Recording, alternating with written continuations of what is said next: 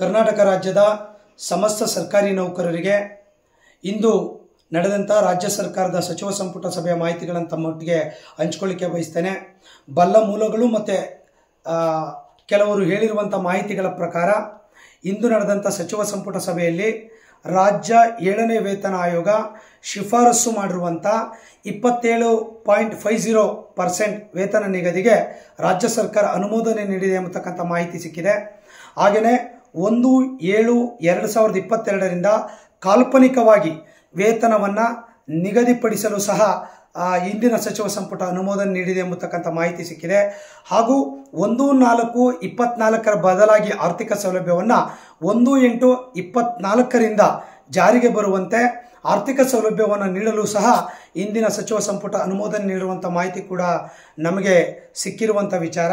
So ಅದೇನೇ ಇರಲಿ, ಇಷ್ಟು ರೀತಿಯ ತೀರ್ಮಾನಗಳು ಆದಂಥ ಸಂದರ್ಭದಲ್ಲಿ ಕರ್ನಾಟಕ ರಾಜ್ಯ ಸರ್ಕಾರ ಇವತ್ತಿನ ಸಚಿವ ಸಂಪುಟದಲ್ಲಿ ತೆಗೆದುಕೊಂಡಿರುವಂಥ ತೀರ್ಮಾನ ಅತ್ಯಂತ ಸಂತೋಷವನ್ನು ತಂದಿದೆ. 7ನೇ ವೇತನ ಆಯೋಗಕ್ಕೆ ಸಂಬಂಧಪಟ್ಟಂತೆ ಇವತ್ತು ತೆಗೆದುಕೊಂಡಿರುವಂಥ ತೀರ್ಮಾನಕ್ಕೆ ಸನ್ಮಾನ್ಯ ಮುಖ್ಯಮಂತ್ರಿಗಳಾಗಿರುವಂಥ ಸಿದ್ದರಾಮಯ್ಯ ಸಾಹೇಬರಿಗೆ, ಉಪಮುಖ್ಯಮಂತ್ರಿಗಳಾಗಿರುವಂಥ ಡಿ ಕೆ ಶಿವಕುಮಾರ್ ಸಾಹೇಬರಿಗೆ, ಹಾಗೆಯೇ ಸಚಿವ ಸಂಪುಟದ ಎಲ್ಲ ಸಚಿವರಿಗೆ, ಹಾಗೆಯೇ ಆರ್ಥಿಕ ಇಲಾಖೆಯ ಉನ್ನತ ಮಟ್ಟದ ಅಧಿಕಾರಿಗಳಿಗೆ, ಇದರ ಜೊತೆ ಕರ್ನಾಟಕ ರಾಜ್ಯ ಸರ್ಕಾರಿ ನೌಕರ ಸಂಘ ಸಾಕಷ್ಟು ಪ್ರಯತ್ನವನ್ನ ಎಲ್ಲ ಜಿಲ್ಲಾಧ್ಯಕ್ಷರು, ತಾಲೂಕು ಅಧ್ಯಕ್ಷರು ಮತ್ತು ಸಂಘಟನೆಯ ಎಲ್ಲ ಹಿತೈಷಿಗಳು ಮತ್ತು ವೃಂದ ಸಂಘದವರು ಕೂಡ ಸಾಕಷ್ಟು ಶ್ರಮವನ್ನು ಹಾಕಿರೋದಕ್ಕೆ ಅವರೆಲ್ಲರಿಗೂ ಅಭಿನಂದನೆಗಳನ್ನು ಸಲ್ಲಿಸ್ತೇನೆ. ಇದರ ಜೊತೆ ಇನ್ನೂ ಉಳಿದಂಥ ವಿಚಾರಗಳ ಬಗ್ಗೆ NPS OPS ಆಗುವಂಥ ವಿಚಾರದ ಬಗ್ಗೆ ಇವತ್ತೇನು ಕೂಡ ಚರ್ಚೆಗಳಾಗಿಲ್ಲ. ಹಾಗೆ ರಾಜ್ಯದ ಆರೋಗ್ಯ ಯೋಜನೆ ನೌಕರಿಗೆ ಸಂಬಂಧಪಟ್ಟಂತೆ ಯಾವುದೇ ತೀರ್ಮಾನಗಳು ಇವತ್ತಿನ ಸಭೆಯಲ್ಲಿ ಆಗಿಲ್ಲ.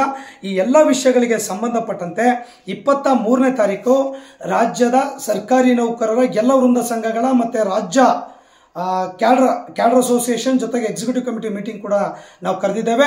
ಅವತ್ತಿನ ಸಭೆಯಲ್ಲಿ ಸ್ಪಷ್ಟವಾಗಿರುವಂಥ ತೀರ್ಮಾನವನ್ನು ಕೂಡ ಮುಂದೆ ಯಾವ ಹೆಜ್ಜೆಗಳನ್ನು ಇಡಬೇಕು ಅನ್ನುವಂಥ ತೀರ್ಮಾನವನ್ನು ಕೂಡ ನಾವು ಮಾಡೋರಿದ್ದೇವೆ ಎಂಬತಕ್ಕಂಥ ಮಾಹಿತಿಯನ್ನು ಕೂಡ ಈ ಸಂದರ್ಭದಲ್ಲಿ ನಾನು ತಮ್ಮೊಟ್ಟಿಗೆ ಹೇಳ್ಕೊಳ್ತಾ, ಇವತ್ತು 7ನೇ ವೇತನ ಆಯೋಗದ ಬಗ್ಗೆ ಒಂದು 4 ತಿಂಗಳು ನಮಗೆ ಅರಿಯರ್ ಸಿಕ್ತಿಲ್ಲ ಅನ್ನುವಂಥದ್ದು ಬಿಟ್ಟರೆ ಇವತ್ತಿನ ತೀರ್ಮಾನ ಒಂದಿಷ್ಟು ನೌಕರಿಗೆ ಅನುಕೂಲ ಆಗಿದೆ. ಆ ಕಾರಣಕ್ಕಾಗಿ ಮತ್ತೊಮ್ಮೆ ರಾಜ್ಯ ಸರ್ಕಾರಕ್ಕೆ, ಮುಖ್ಯಮಂತ್ರಿಗಳಿಗೆ, ರಾಜ್ಯ ಸರ್ಕಾರಿ ನೌಕರ ಸಂಘದ 6 ಲಕ್ಷ ನೌಕರ ಪರವಾಗಿ ಅಭಿನಂದನೆಗಳನ್ನು ಸಲ್ಲಿಸ್ತೇನೆ.